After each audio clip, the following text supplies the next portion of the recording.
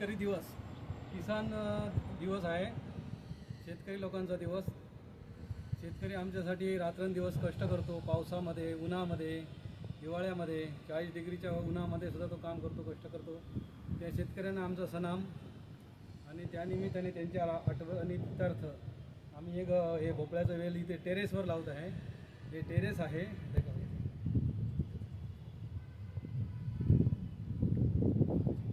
या टेरेसवर सगळी आम्ही हे छोटीशी बाग केलेली आहे.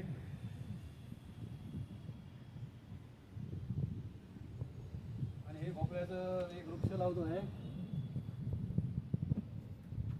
भोपळ्याचा वेल. त्याच्यासाठी हे शेणखत आहे.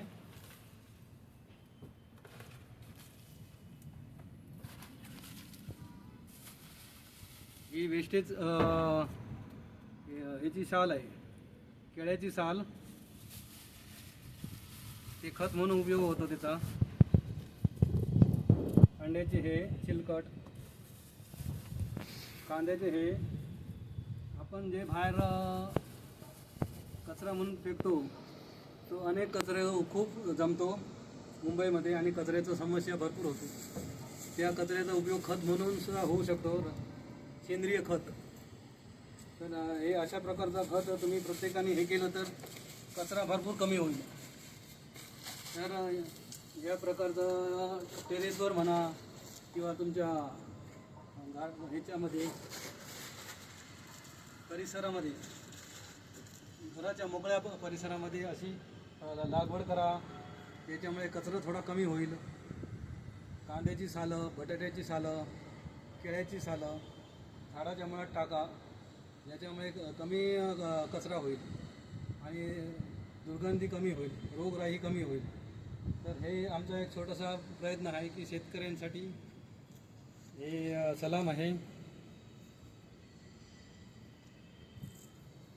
त्यांना आता पाणी घालतो.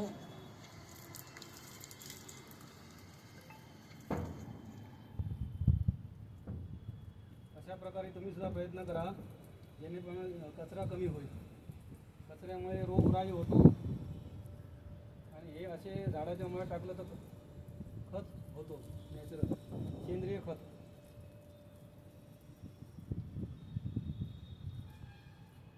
तर असा प्रयत्न तुम्ही करत जावा. हे आहे मधाच्या पोळ्याचं हे प्लास्टिक. हे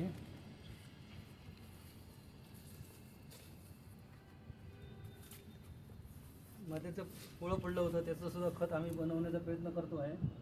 हे वेल आहे, वेल लावतो आहे.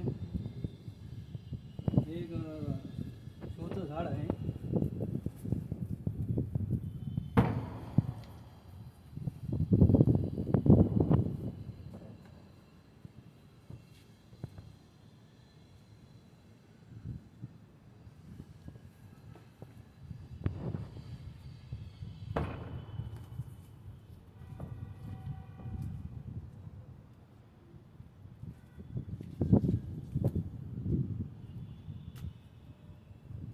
अशा प्रकारचा आपला एक छोटासा प्रयत्न आहे गार्डन, टेरेसवर गार्डन.